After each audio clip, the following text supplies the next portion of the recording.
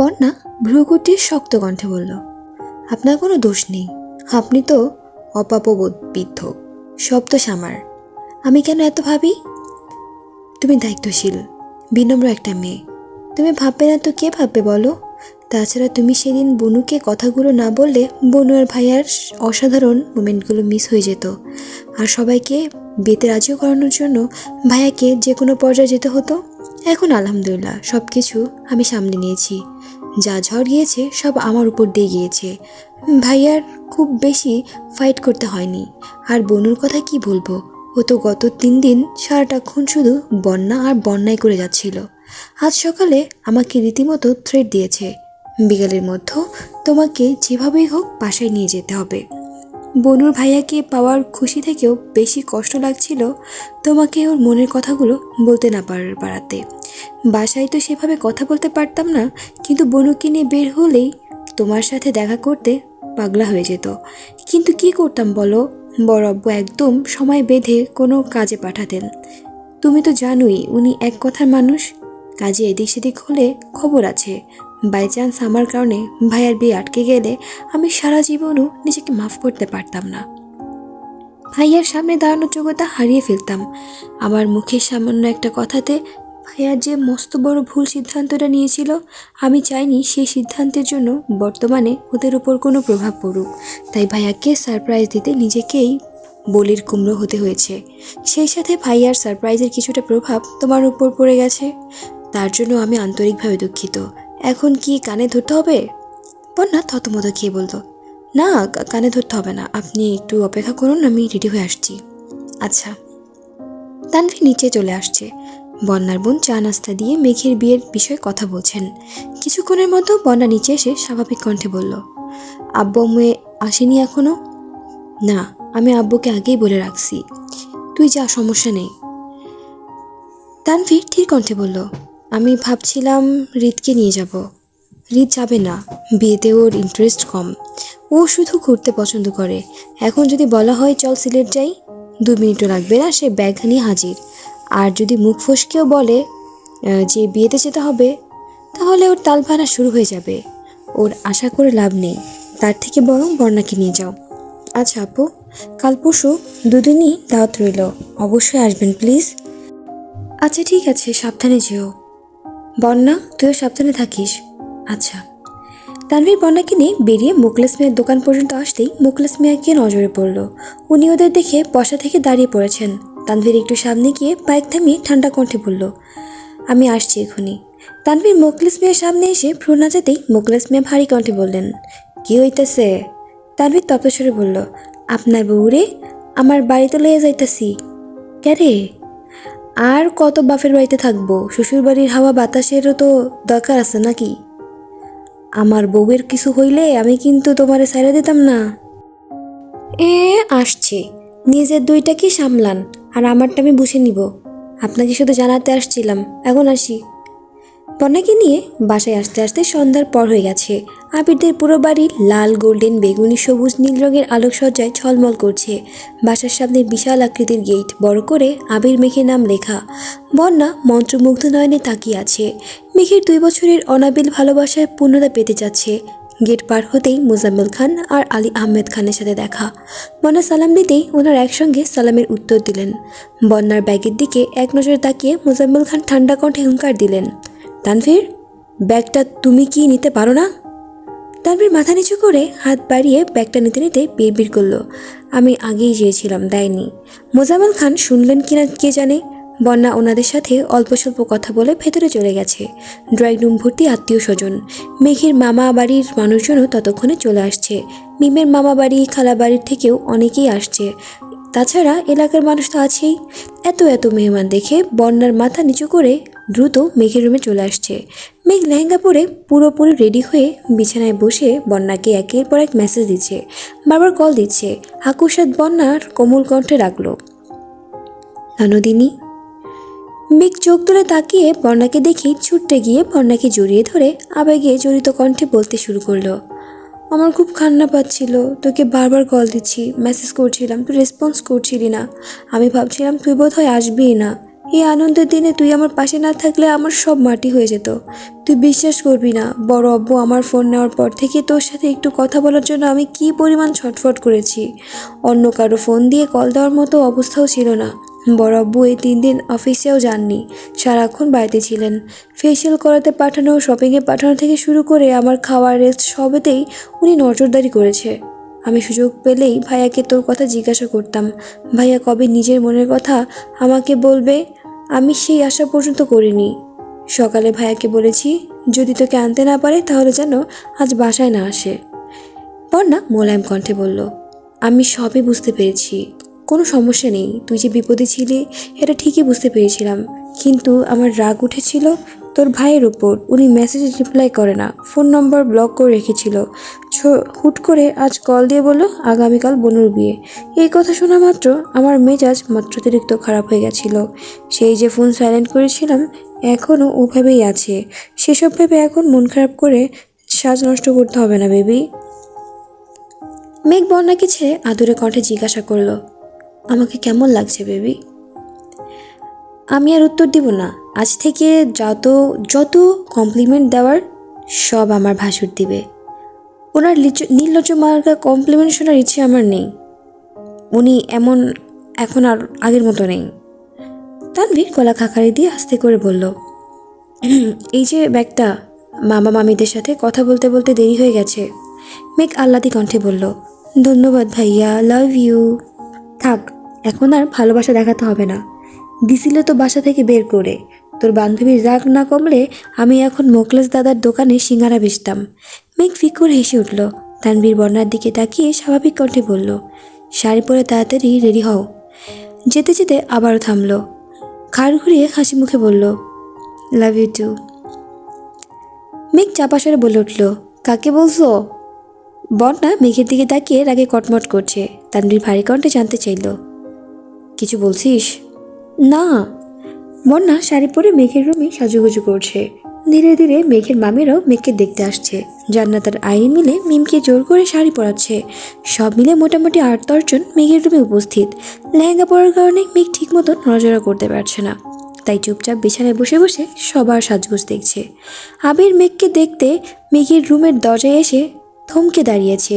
Room ভর্তি এত মানুষ দেখে সঙ্গে সঙ্গে কপাল কুঁচকালো। ঘাড় কাত করে মেঘকে দেখার চেষ্টা করলো। লেহেঙ্গা পরে রাজরানী সেজে বিছানার ঠিক মাঝ বরাবর বসে আছে মেঘ। মেঘকে দেখেই আবিরের হৃদস্পন্দন জোরালো হচ্ছে। কেউ দেখার আগে আবির দরজা থেকে সরে কিছুটা দূরে গিয়ে উৎসাহ ডাকলো, মেঘ। মেঘ বিছানা থেকে নামতে নামতে উত্তর দিল, জি।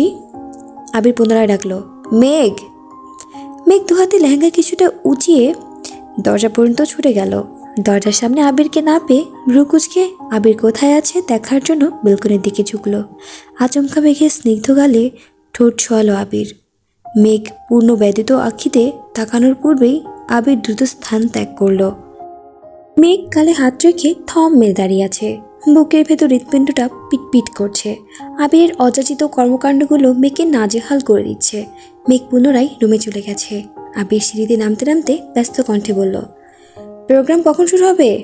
আলী আহমেদ খান ছেলের দিকে তাকিয়ে শক্ত কণ্ঠে বলল, একটু ধৈর্য রাখো। 14 মিনিট 23 সেকেন্ড যাবৎ ধৈর্য ধরে বসে আছি। আর কত? আপনাদের বেশি দেরি হলে আমি কি মেঘকে নিয়ে প্রোগ্রাম শুরু করে দিব? আলী আহমেদ খান গুরুগম্ভীর কণ্ঠে বললেন, 10 মিনিটের মতো প্রোগ্রাম শুরু হবে, যাও এখন। আবির বিড়বিড় করতে করতে যাচ্ছে, 5 মিনিট হলে ভালো হতো। আলী আহমেদ খান আবিরের দিকে কয়েক সেকেন্ড তাকিয়ে থেকে হঠাৎ তপ্তস্বরে মোজাম্মেল খানকে ডাকলেন। মোটামুটি 5 থেকে 7 মিনিটের মধ্যে প্রোগ্রাম শুরু হয়েছে।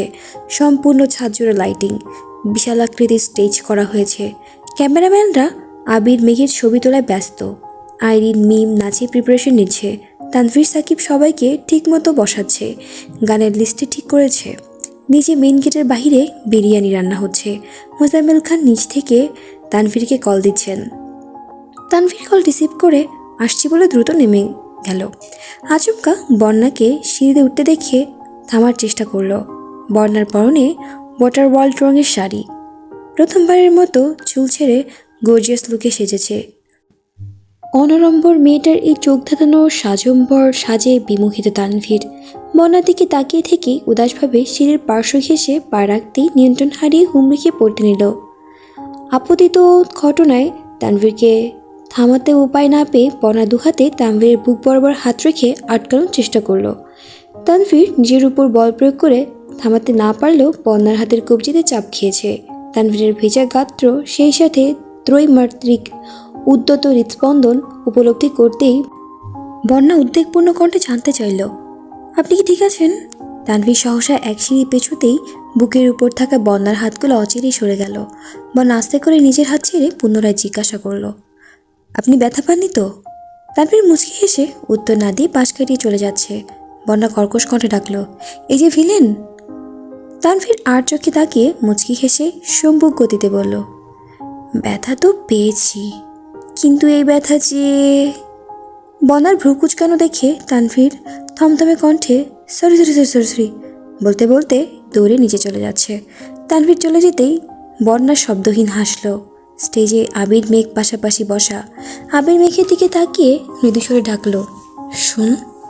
বলুন। তোকে আজ লাবণ্যময় লাগছে। আমার কি ইচ্ছে করছে জানিস? মেঘ সূক্ষ্ম নেত্রে তাকিয়ে বিড়বিড় করল, না আমি কিছু জানতে চাই না। আবির মুচকি এসে বলল, কিন্তু আমি তো জানাতে চাই। মেঘ আর চোখে তাকাতেই আবির ভ্রু নাচালো। বারবারের ন্যায় আজও আবির হাসতেই ঘায়াল হলো মেঘ। মুগ্ধ চোখে আবিরকে দেখছে। গত 2 বছর যার চিন্তায় দিন রাত ঘুমাতে পারেনি, সেই মানুষটার সাথে তার বিয়ে হতে যাচ্ছে। হৃদয়ে অদৃশ্য হওয়ারা তোলপাড় চালাচ্ছে। রাকিব গলা খাকাই দিতেই মেঘ দৃষ্টি সরালো, সাথে আবিরও। রাকিব অনেকক্ষণ আগে আসলেও আবিরের সামনে আসার সাহস পাচ্ছিল না এতক্ষণ। এখন সবার উপস্থিতিতে বুকে সাহস নিয়ে সামনে আসছে। আবিরের কানে কানে ফিস ফিস করে কিছু বলে আবারও সরে গেছে। এদিকে আইরিন, মিম আর আরিফের অনবদ্য নাচ দেখে সবার চোখ কপালে উঠে গেছে। তানভীর কিছুক্ষণের মধ্যেই উপরে আসছে। বনা কিছুটা পেছন দিকে চেয়ারে বসে বসে মেঘ আর আবিরের ছবি তুলছিল। আশেপাশে তেমন কেউই নেই। তানভীর আকস্মাৎ কানের কাছে ফিস ফিস করে বলল, একটু সাইডে আসা যাবে? বনা আতকে উঠে ঘাড় ঘোরালো। তানভীরকে দেখে আতঙ্কিত কণ্ঠে বলল, আপনি? সাইডে আসো। কেন? আরে আসো তো। বনা তানভীরকে ফলো করে ছাদের একপাশে গেল। তানভীর শান্ত গলায় বলল, শাড়ির সাথে ফাঁকা হাত ঠিক মানাচ্ছে না। বন্যা আস্তে করে বলল, চুড়ি পরতে খুব একটা ভালো লাগে না। তানভীর মৃদু হেসে পকেট থেকে 2টো গাজরা বের করে তপ্ত কণ্ঠে বলল, এখন আশা করি এটা বলবে না যে গাজরা পরতে ভালো লাগে না। তেমন না। তোমার যদি কোনো আপত্তি না থাকে আমি কি তোমার হাতে এগুলো পরিয়ে দিতে পারি? আমাকে পরাতে হবে না। মেঘ না পড়লে ওর হাতে পরিয়ে দেন, তাহলে ছবি সুন্দর আসবে। তোমার কি মনে হয় ভাইয়া থাকতে বনুকে আমায় পরিয়ে দিতে দিবে? আমাকে পরিয়ে দিতে হবে? বনু ছাদে আসার পরপরই ভাইয়া নিজের দায়িত্ব পালন করে ফেলেছে। তাহলে মিম বা অন্য কাউকে দিয়ে দেন, আমার ফাঁকা হাতই ভালো লাগে। কিন্তু আমার ভালো লাগে না। মানে? তুমি সবার হাতের দিকে তাকিয়ে দেখেছো একবার? প্রত্যেকের হাতে চুড়িও আছে, গাজরাও আছে, আর তোমার হাতে কিছুই নেই। আমি এতগুলো গাজরা এনে রাখতে পারিনি যে যার মতো নিয়ে গেছে। অনেক কষ্টে তোমার জন্য 2টো রেখেছি। এখন কথা না বলে হাত দাও। বয়না ধীর কণ্ঠে বলল, আমাকে দিন, আমি পরে নেব। আমি পরিয়ে দিলে কোনো সমস্যা হবে নাকি এখনও আমার উপর রেগে আছো? তেমন না। তাহলে কেমন? তানভীর গম্ভীর মুখ করে দাঁড়িয়ে আছে। বর্ণা ভ্রুকুচকে সূক্ষ্ম নেত্রে তাকিয়ে কিছু না বলেই হাত বাড়ালো। কারোর সাথে কথার তর্কে জড়ানোর থেকে আগেভাগে কেটে পড়াই ভালো। গাজরা পরিয়ে দেওয়া মাত্রই বন্যা স্থান ত্যাগ করে পুনরায় স্টেজের কাছে আসছে। মেঘ বন্যাকে দেখেই হাত ইশারা করলো। মিনহাজ, তামিম, মিষ্টি আর সাদিয়া কিছুক্ষণ আগেই আসছে। এসে মেঘের আবিরের সাথে ছবি তুলে ফেলেছে, কিন্তু বন্যা লজ্জায় যেতেই চাইছিল না। বন্যা স্টেজে উঠতেই আবির ব্যস্ত কণ্ঠে তানভীরকে ডাকলো, আম্মুরা বা মামি। খালাদের নজর এড়াতেই তানভীর স্টেজে উঠতেই কানে কানে ফিস ফিস করে কিছু বলল, যেন সবাই মনে করে সব গুরুত্বপূর্ণ কথা বলতে রেখেছে। তানভীর নামতে নিলে আবির কিছুটা উচ্চস্বরে বলল, কিরে কোথায় যাচ্ছিস? ছবি তুলবি না? দাঁড়া।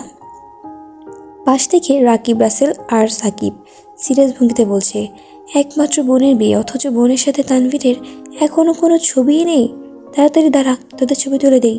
তানভীর হাত দিয়ে মুখের ঘাম মোছার নাম করে ঠোঁটের হাসি আড়াল করে বনার পাশাপাশি দাঁড়ালো। 3 থেকে 4টা ক্যামেরাম্যান ছটপট কতগুলো ছবি তুলে ফেলেছে।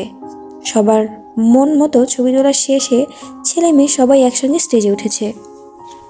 প্রায় 15 থেকে 20 জন ছেলে ওয়াটার ওয়ার্ল্ড রঙের পাঞ্জাবি পরেছে, সাথে 20 থেকে 22 জন মেয়ের পরনে ওয়াটার ওয়ার্ল্ড রঙের শাড়ি। যেই মিম আজ পর্যন্ত কোনোদিন শাড়ি পরেনি, সেই মিমও আজ শাড়ি পরেছে।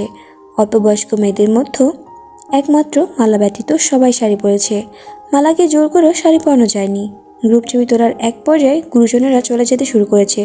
ছাদ মোটামুটি ফাঁকা হতেই কাপড় ডান্স শুরু হয়েছে, যার সূচনায় ছিল রাকিব, রিয়া আর আসিফ জান্নাত। গুরুজনদের সামনে ওরা এতক্ষণে ভদ্র থাকলেও এখন সব ভুলে নাচ করতে শুরু করেছে। টানা 3টা গান শেষ করে আবির মেঘকে টেনে এনেছে।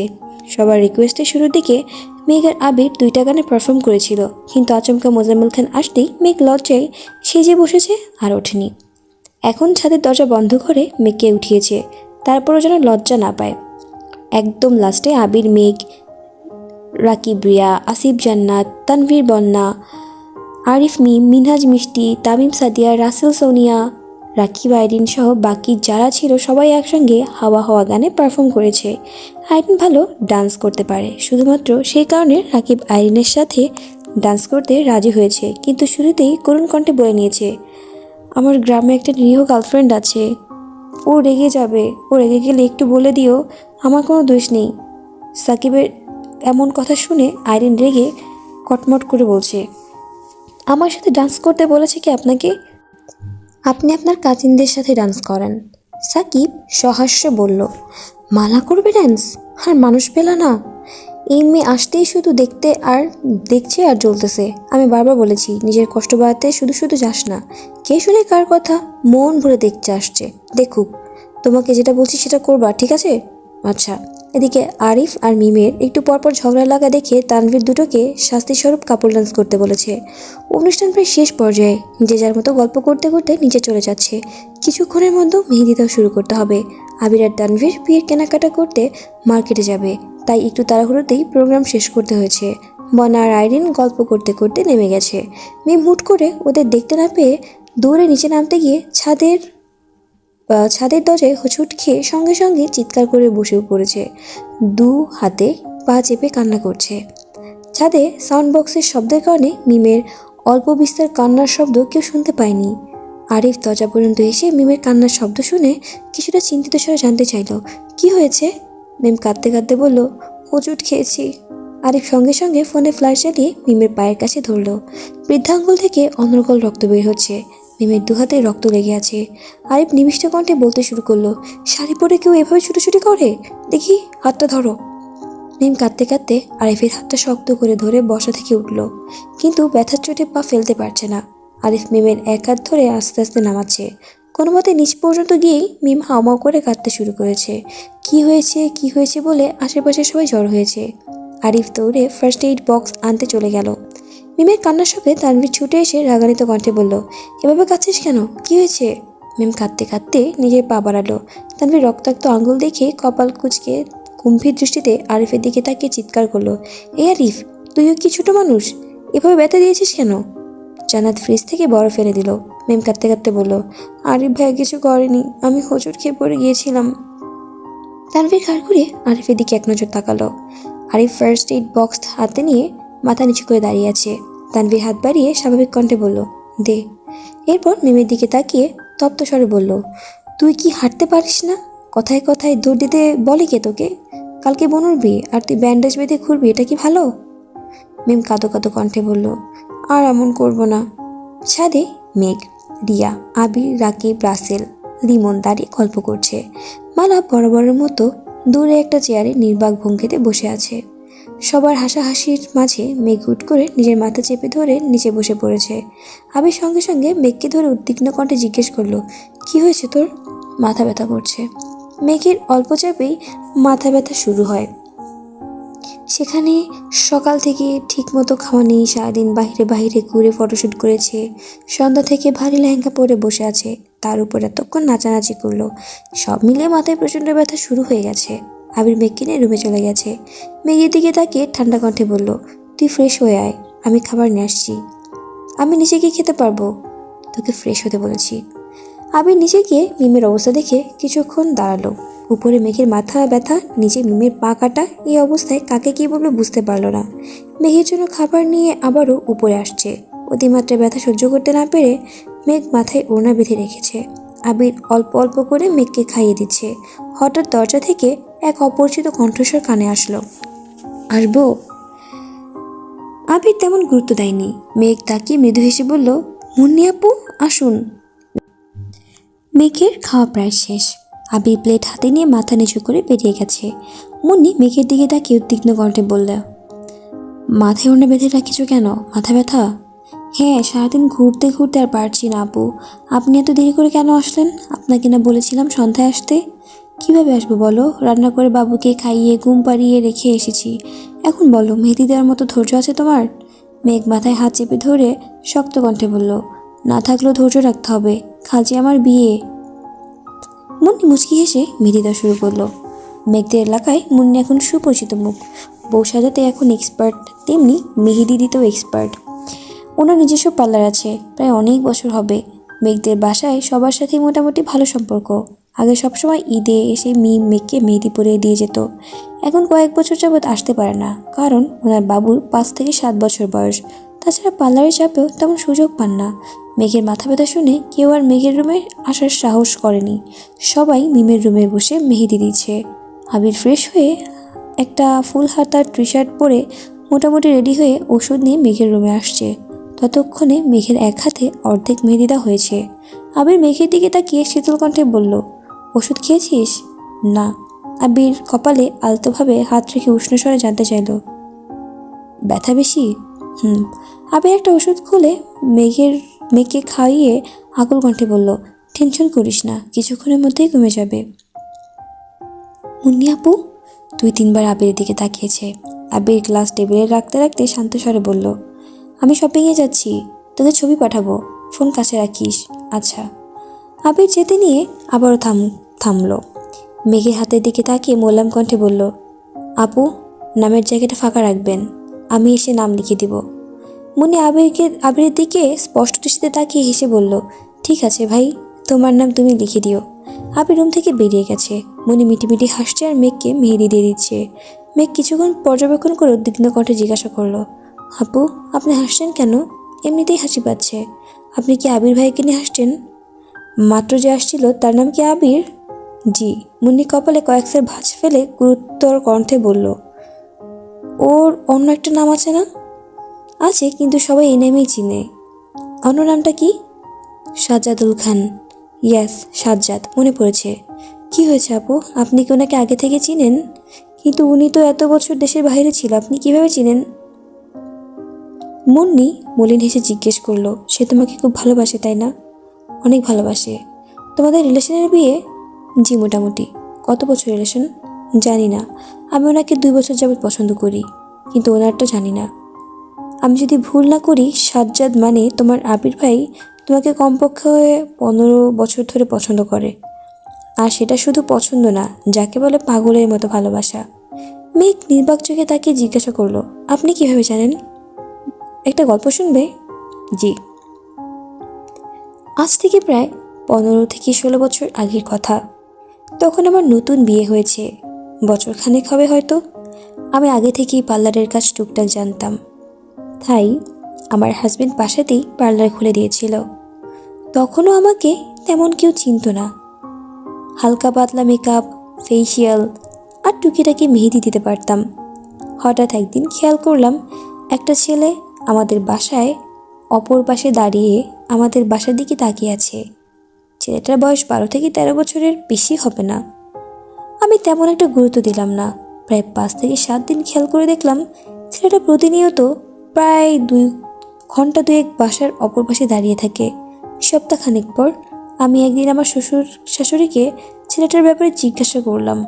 তখন আমার শাশুড়ি বললেন, ওই ছেলেটা আমার সাথে দেখা করার জন্য প্রতিদিন ঘন্টার পর ঘন্টা দাঁড়িয়ে থাকে। যেহেতু আমি তখন নতুন বউ, তাই আমার শাশুড়ি কোনোভাবেই ছেলেকে আমার সাথে দেখা করতে দিতেন না। আর ছেলেও এত ভদ্র যে আমার শাশুড়ি না করার পর কোনোদিন দ্বিতীয়বার কিছু বলতো না। আমি আমার হাজব্যান্ডকে বিষয়টা জানাই। তারপর আমার হাজব্যান্ডকে নিয়ে একদিন ওই ছেলেটার কাছে যাই। ছেলেটা আমাকে দেখেই আকুল কণ্ঠে জিজ্ঞাসা করছিল, আপু, আপনি কি মেহেদি দিতে পারেন? আমি তার কথা শুনে কিছুটা বিরক্ত হয়েছিলাম। একটা ছেলে 1 সপ্তাহ ধরে দাঁড়িয়ে থাকার পর জিজ্ঞাসা করছে আমি মেহেদি দিতে পারবো কি না। তারপর আমি ঠান্ডা কণ্ঠে উত্তর দিলাম, মোটামুটি পারি। কেন? দুজনকে মেহেদি পরে দিতে পারবেন? হ্যাঁ পারবো, কিন্তু মেয়ে হতে হবে আর আমার পার্লারে আসতে হবে। ছেলেটা নরম স্বরে বলেছিল। তারা আসতে পারবে না, আপনি বাসায় গিয়ে মেহেদি দিয়ে আসবেন প্লিজ।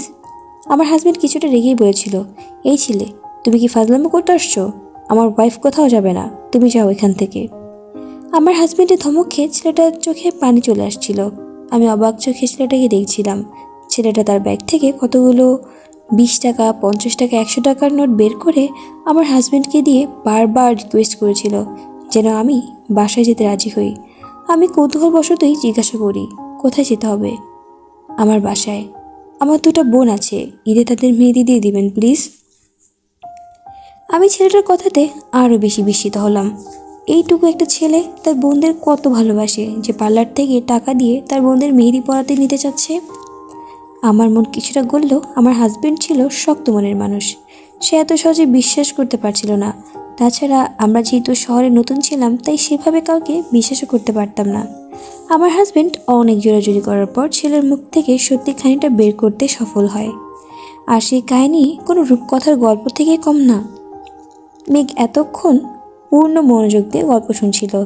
মুন্নি আপু থেমে যাওয়ায় মেঘ কপালে কিঞ্চিত ভাঁজ ফেলে জানতে চাইল, রূপকথার গল্পটা কি আপু? 3-4 বছরের এক রাজকন্যা খেলতে গিয়ে তার খেলার সঙ্গীদের হাতে মেহেদি দেখে বাসায় এসে ঠোঁট ভেঙে মেহেদির জন্য কান্না করেছিল। রাজকন্যার আম্মুরা মেহেদি দিতে পারত না, কিন্তু রাজকন্যা ছিল খুব জেদি আর অভিমানী। মেহেদি দিতে না দিলে খাবে না বলে কান্না করছিল। রাজপুত্র ছিল বাবা মায়ের একমাত্র ছেলে। বোন না থাকায় রাজকন্যাকে নিজের বোনের মতো ভালোবাসতো। ছোট্ট বয়স থেকেই বোনকে আগলে রাখার গুরুদায়িত্ব নিজের কাঁধে নিয়েছিল। সব কিছু সহ্য করতে পারলেও রাজকন্যার চোখের পানি সহ্য করতে পারত না। রাজপুত্র বাড়ি ফিরে বোনের চোখের পানি দেখে আঁতকে উঠেছিল। কারণ জানার পর সঙ্গে সঙ্গে ছুটে গিয়েছিল মেহেদি কিনে নিয়ে আসছিল। কাঁপা কাঁপা হাতে সেই রাজকন্যার কোনোই অবধি মেহেদি দিয়ে দিয়েছিল। তখন থেকে কিছুদিন পর পর মেহেদির জন্য বায়না ধরত। রাজকন্যা আর সেই বায়না পূরণ করত। রাজপুত্র মেহেদি দেওয়ার প্র্যাকটিস শুরু করে। কিছুদিনের মধ্যে ভালোই শিখে ফেলেছিল। 2 বছর ঈদে রাজকন্যাকে হাতে পায়ে মেহেদি দিয়ে দিল। বিপত্তি ঘটল 3য় বছর। রাজকন্যা একটু বড় হচ্ছিল, সেই সাথে তার হিংসুটে মনোভাব সৃষ্টি হচ্ছিল। 3য়বার ঈদে বাসায় আসায় এক পিচি মেয়েকে মেহেদি দেওয়ার অপরাধে রাজকন্যা কাঁদতে কাঁদতে পুরো বাড়ি মাথায় তুলে ফেলেছিল। রাজপুত্র রাজকন্যা ব্যতীত অন্য কাউকে মেহেদি দিয়ে দিয়েছে, এটা সে মেনেই নিতে পারছে না। অবুঝ রাজকন্যার পাগলামিতে রাজপুত্র যে কীভাবে পাগল হয়েছে সে নিজেও বুঝতে পারেনি। হঠাৎ রাজপুত্র কি গুরুতর অসুস্থ হয়ে গেলে তখন রাজকন্যা আবেগজনক কান্না আর নিষ্পাপ হৃদয়ের প্রতিজ্ঞায় রাজপুত্র নিজের কল্পনায় এক অন্য জগৎ তৈরি করলো। সেই জগতে রাজকন্যাকে বোন নয় বরং প্রিয়তমার আসনে বসালো। রাজকন্যার প্রতি মনোভাব বদলাতে শুরু করলো, সেই সাথে বাড়তে লাগলো আতঙ্ক। কারণ রাজপুত্রের বাসায় তখন ছোট্ট আর একটা বোন ছিল, যার বয়স ছিল 2 কি 3। রাজকন্যার এই হিংসুটে মনোভাবের জন্য সবসময় আটকে থাকতো রাজপুত্র। রাজপুত্রকে কারোর সাথে মিশতে দিতে চাইতো না। কোমল মনের আকুতি, রাজপুত্রের প্রতি তীব্র অধিকারবোধ, সবেতেই ভীত হতো রাজপুত্র। সামনে ঈদ ঘনিয়ে আসছিল। প্রতি বছরের মতো মেহেদি দেওয়ার গুরু দায়িত্ব তার উপরে পড়ত, কিন্তু সে ভীত ছিল। আগের বছর পাশের বাসার পিচ্চিকে মেহেদি দেওয়ার অপরাধে কান্না করায় বাসায় কেউ সেভাবে গুরুত্ব দেয়নি, কিন্তু এবছর নিজের বাসায় চাচাতো বোনকে মেহেদি দেওয়ার অপরাধে যদি আবারও একই কাজ করে তখন কি হবে? আগের বছর পর্যন্ত রাজকন্যা শুধু তার বোন থাকলেও পরের বছর নাগাদ রাজকন্যার প্রতি নতুন অনুভূতি জন্মেছিল। ভয়ে সে আশেপাশে খোঁজ নেয়। আমার কথা জানতে পেরে আমাকে রিকোয়েস্ট করতে আসে। আমি আর আমার হাজবেন্ড প্রথম দিকে পুরোপুরি বিশ্বাস না করলেও শুধুমাত্র রাজপুত্রের রিকোয়েস্টে সেই বাসায় যাই। অভিমানী রাজকন্যা রাজপুত্র ছাড়া কারো থেকে মেহেদি পড়তে রাজি নয়। দীর্ঘ সময় বুঝিয়ে আমি তাকে মেহেদি পরাতে সফল হই। সেই থেকে আজ পর্যন্ত প্রতিটা ঈদেই আমি তাকে মেহেদি পরিয়ে দিই। মেঘ আশ্চর্য নয়নে চেয়ে আছে। মুন্নি আপু মুছিয়ে এসে ফের বললেন, আশা করি বুঝেছ। যে সেই রাজকন্যাটা তুমি আর রাজপুত্রটা তোমার আবির ভাই। এতক্ষণ আপনারা শুনছিলেন আমৃত্যু ভালোবাসি তোকে উপন্যাসের ৭২তম পর্বের প্রথমাংশ। কণ্ঠে ছিলাম আমি সঙ্গীতা ছোঁয়া। আপনাদের জন্য কিন্তু ৭২তম পর্বের দ্বিতীয় অংশ, অর্থাৎ এটা কিন্তু বিয়ে স্পেশাল। এই পর্বটা কিন্তু একদমই মিস করবেন না। আমি পর্বটা তাড়াতাড়ি দিব ইনশাল্লাহ। আর যেহেতু রোজার মাস চলছে এই জন্য একটু প্যারা খাচ্ছি। আশা করি আমি প্রতিদিন রাতে আপনাদেরকে ভয়েসগুলো দিয়ে কভার করে ফেলবো। আর আমার পরবর্তী ভিডিও আসা পর্যন্ত সকলে অপেক্ষা করবেন। আমি জানি আপনাদের অপেক্ষার প্রহরটা একটু বড় হয়ে যাচ্ছে, বাট চেষ্টা করব এটা কমিয়ে নিয়ে আসার। আমার পরবর্তী ভিডিও আসা পর্যন্ত সকলে ভালো থাকবেন। ততক্ষণ পর্যন্ত আল্লাহ হাফেজ।